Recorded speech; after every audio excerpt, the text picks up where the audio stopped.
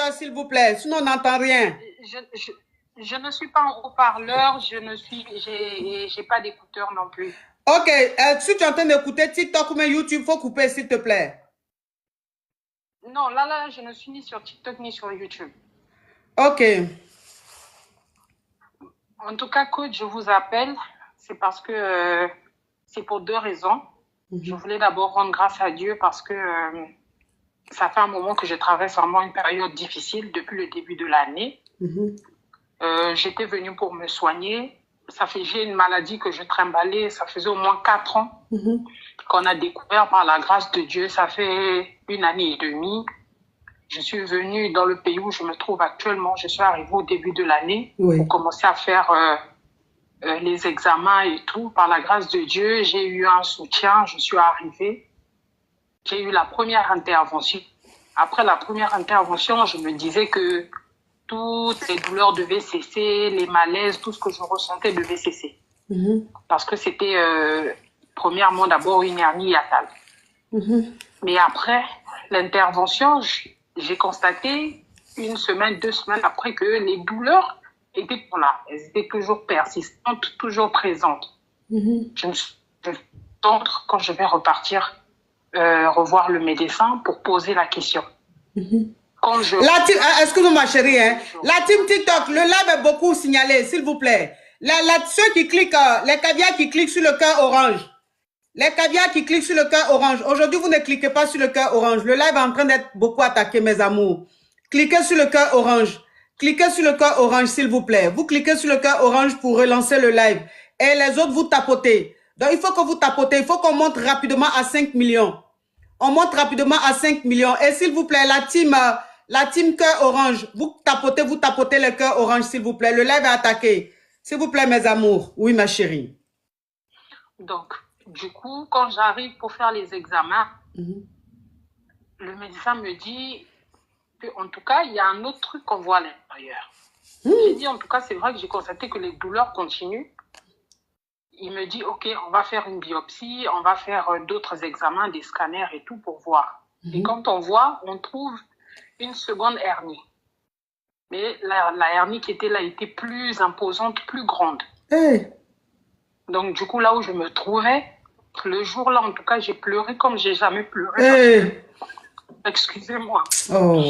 J'ai pleuré comme j'ai jamais pleuré parce que j'ai perdu mon père, j'avais 10 ans. Il est mort devant moi.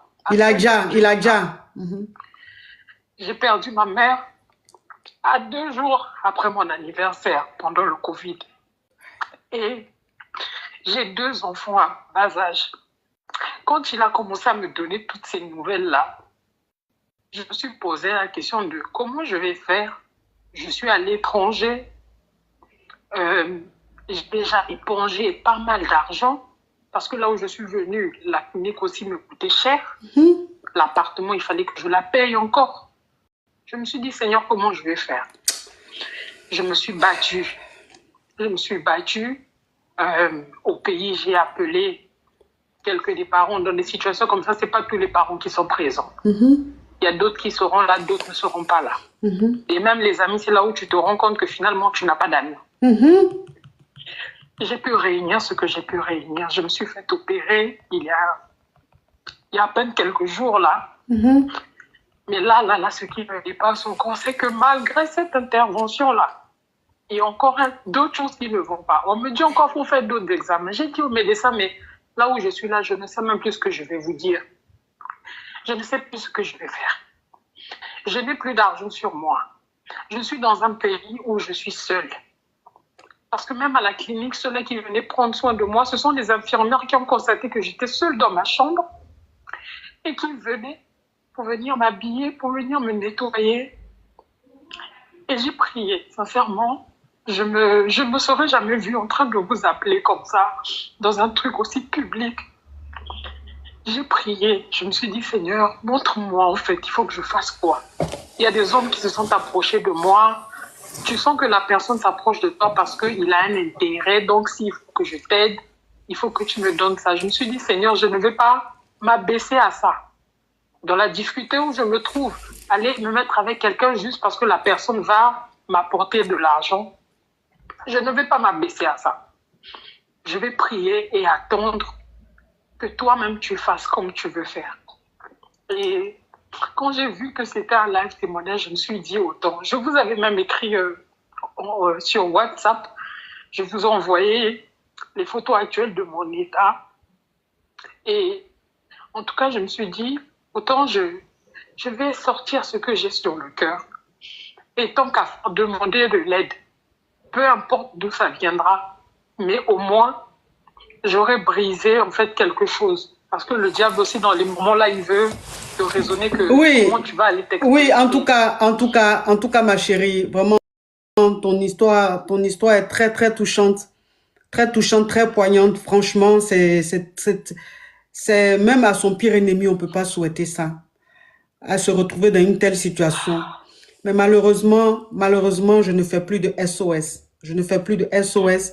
Je peux pas demander à ma communauté de te venir en aide.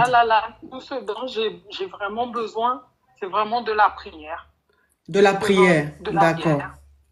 Parce qu'il se peut que je reparte, mais je ne sais pas comment ça va se passer encore. Nous tous, nous connaissons les hôpitaux. Oui. Donc, donc tu as besoin que les caviars et les Yougos prient pour toi, te portent en prière.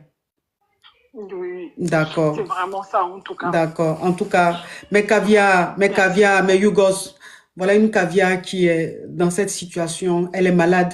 Et à chaque fois qu'on l'opère, on découvre encore d'autres choses. S'il vous plaît, portez-la en prière. Demandez une messe pour elle, s'il vous plaît. Vous qui allez à l'église ce soir ou vous qui allez aller à l'église cette semaine, demandez une messe pour cette caviar-là, pour que Dieu la guérisse, pour qu'elle guérisse, pour s'occuper de ses enfants. Est-ce qu'on peut avoir juste le prénom pour que les caviars demandent une messe en ton nom? Pour que Dieu t'assiste. Grâce, s'il vous plaît, portez-la en prière, portez Grâce en prière, demandez à Dieu de la guérir, demandez à Dieu de protéger ses enfants. S'il vous plaît, demandez une messe à l'église pour Grâce, pour que Grâce soit guérie. Elle est très malade, elle est dans un pays seule, loin de chez elle, et ses enfants ne sont pas avec elle. Depuis des mois et des mois, elle est à l'hôpital. Demandez une messe pour Grâce. Mes caviars musulmans, s'il vous plaît, priez. Demandez à votre imam de prier pour Grâce, pour qu'elle puisse guérir. En tout cas, courage à toi, Grâce, et nous sommes de tout cœur avec toi. Que Dieu te fortifie, que Dieu te guérisse. Courage à toi, ma caviar. Merci beaucoup. Vraiment, courage à toi.